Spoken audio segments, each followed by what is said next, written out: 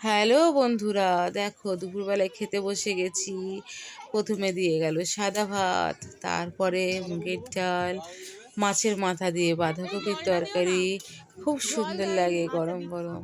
খেতে খেতেই চলে এলো ফিশ ফ্রাই। এবার ফিশ ফ্রাইটা খেতে খেতেই চলে এলো দই কাতলা।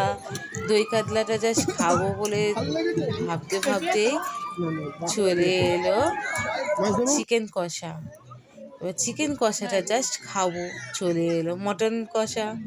এবার মটন কষাটা খেতে কত দারুণ হয়েছিল।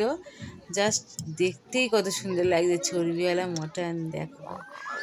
আর লেবু চটকাতে তো মনেই ছিল না, তারপরে লেবু চটকে ভালোভাবে সব কিছু একসাথে খেতে লেগে গেলাম।